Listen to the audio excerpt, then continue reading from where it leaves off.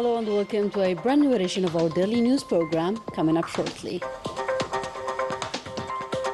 Algeria strongly condemns the terrorist attack targeting a Turkish aerospace defense firm while expressing full solidarity with Turkey.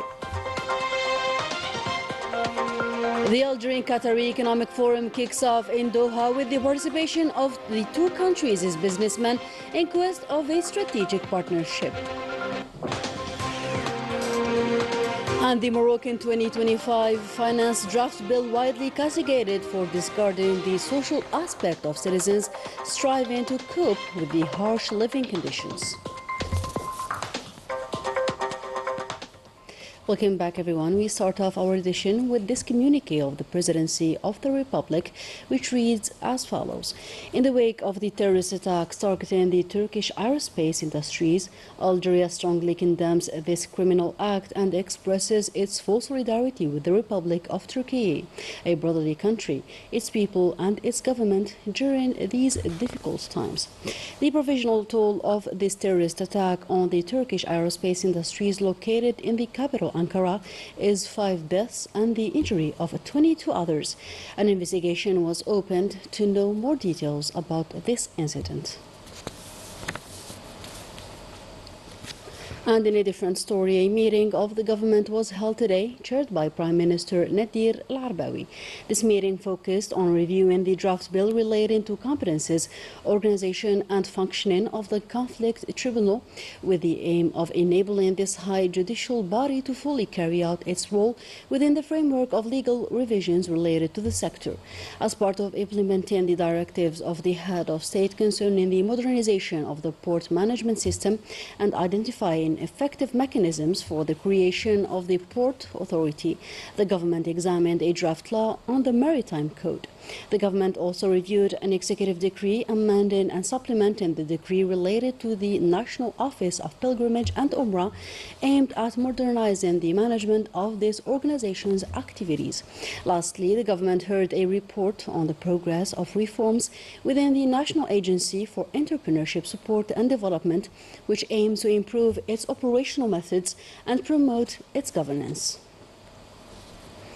And an Algerian-Qatari Economic Forum was held this Wednesday in Doha on the sidelines of the Algerian Products Fair, a kickstart for a new chapter towards strategic partnership and an opportunity to gather businessmen from both countries with an aim to boost trade exchange, investment and the already fruitful bilateral cooperation.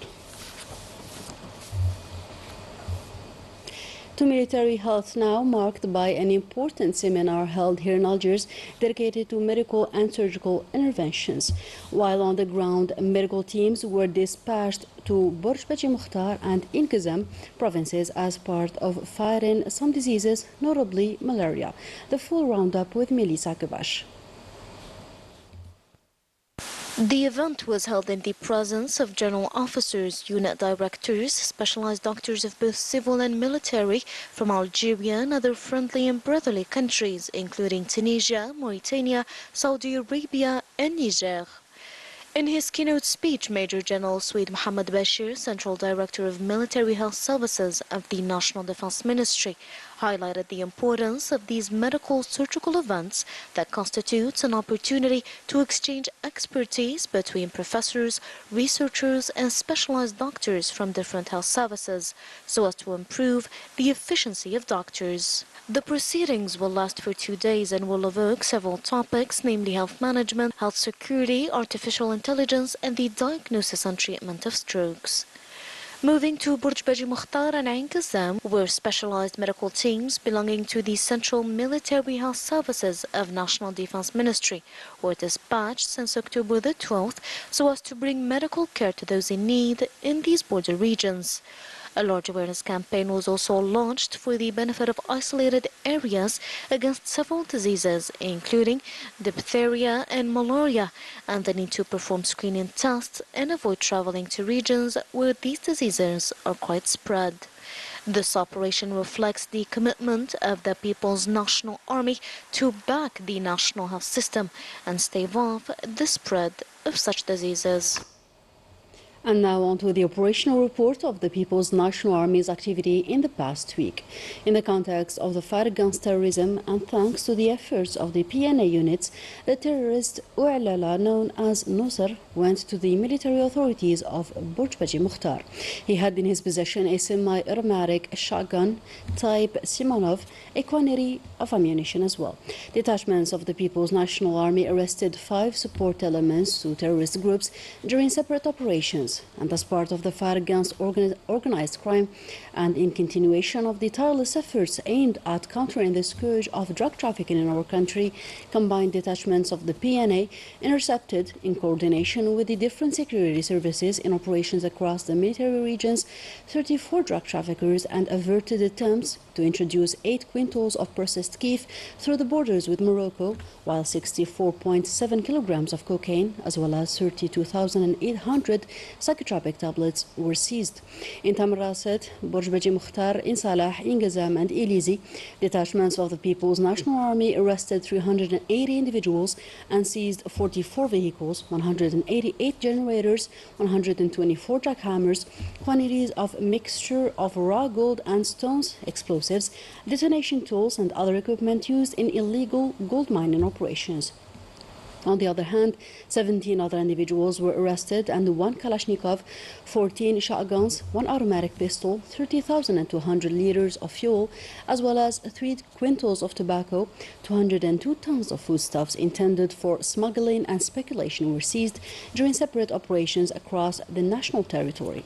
And for their part, the border guards thwarted attempts of illegal immigration of individuals on board of homemade boats and rescued 332, while 551 illegal immigrants of different nationalities were arrested across the national territory. And the Sahrawi cause is gaining ground with more legal and diplomatic victories. Above all, the ruling of the EU Court of Justice and the UN Declaration on Committee's decision paving the way for the right to self-determination eagerly awaited by the inhabitants of this last colony in the continent. Salimi reports. The ruling of the European Court of Justice relating to plundering the natural resources of Western Sahara is a crystal clear response to the Moroccan propaganda. While the UN Decolonization Committee reaffirmed the legitimate right of the Sahrawi people to self-determination, the European Court of Justice cancelled the trade deals between the EU and Morocco pertaining to exploitation of Western Sahara's natural resources, a historic ruling that came after a long legal battle dating for several years. اليوم محامي جبهة البوليساريو أمام محكمة العدل الأوروبية حظى باستقبال The Polisario Front lawyer met the President of the Republic, to whom he delivered a report about the legal procedures with the EU Court of Justice, highlighting the major breakthroughs, notably the right to self-determination for the Sahrawi people, its sovereignty over natural resources, and the legal recognition of the Polisario Front to defend Western Sahara's rights and interests before the European institution. The Sahrawi people managed to cancel 2 international deals concluded between Morocco and the EU, which allow the Moroccans to plunder the Western Sahara's natural resources at high level. These victories, the first of the kind in the history of decolonization. Today's meeting is meant to present the major breakthroughs, to discuss what is coming next, an important move towards self-determination, the liberation of the occupied territories, and to end the exploitation of Western Sahara's natural resources. These milestones victories denote that the Sahrawi cause is gaining ground at the international level, a tantamount for an eminent major breakthrough, namely the right to self-determination, in other words, freedom and independence. In a different context, the Moroccan 2025 finance draft bill is widely castigated as it neglected the social reality of citizens who keep striving to cope with the harsh living conditions marked by poverty, corruption and several other plagues that urge them to take to the streets to voice their anger and display their refusal of the current unbearable situation. Melissa Kebash has more to say. In Morocco, the 2025 finance draft bill was widely criticized by several political actors. According to them, this draft will only worsen poverty in the country. Political parties also denounced this law, indicating that it will be the continuity of the neoliberal policies. For these parties, the Moroccan government seems to ignore the needs of workers and concerns of marginalized groups. The 2025 finance draft bill didn't evoke priority issues such as corruption and interest conflicts. It should be said that the Moroccan government continues to sell an illusion to the people with figures far from reality, saying that the growth rate has reached 4.6%, while the inflation rate is reaching 2%, is real nonsense. These figures are wrong. The prices of basic foodstuffs have increased and the socio-economic situation is deteriorating. The situation is worsening with the debt rate likely to reach 72% by 2026.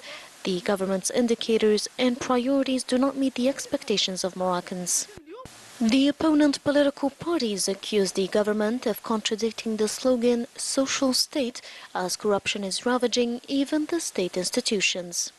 هذا العنوان الكبير ديال الدولة الاجتماعية اللي أخذته الحكومة. The 2025 finance bill does not suggest any concrete solutions to the social and economic crisis spread across the country. The government has no real plan to reduce social and territorial disparity. The bill doesn't indicate any measures for the benefit of the Moroccan youth, nor how to reduce the rate of unemployment, which exceeds 13.7%, without any clear program on how to create job positions. The bill has not provided any remedy to these issues, in particular unemployment, that led our youth to flee the country. The slogan of a social state adopted by the state is far from reality. كنلاحظوا بأن هذا المشروع قانون المالية جاء بنفس الهندسة بنفس المقاربات. This finance bill came with the same logic of the previous ones without any concrete measures to fight against unemployment, the increase of prices and food security. We can see that Morocco has been importing a lot of products which used to be produced here, such as olive oil, cereals and red meat. In the meantime, King Mohammed VI is always absent for medical grounds that gave room for a serious struggle in the royal palace, according to foreign media outlets. A case that impacted negatively the governance of the country, complicated the everyday life of citizens who keep protesting to voice their anger and discontent.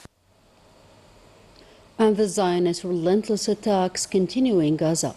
70 Palestinians were killed in 5 massacres over the last 24 hours. The siege imposed on the north of the enclave is causing the suffering and starvation of more than 400,000 Palestinians who are not receiving foodstuffs for a week now. And while the USA is estimating that it is time to end the war, the Zionist occupier announced that its troops are prepared for several months of offensive operations in Gaza. To the south of Lebanon now, where numerous families fled this Wednesday, the coastal city of Tyre, home for 140,500 inhabitants. The city was targeted this Wednesday by Zionist forces. The bombings also targeted other villages of the region, as well as the south of the capital, Beirut. And with that, our today's news edition comes to a close. Thank you for tuning in.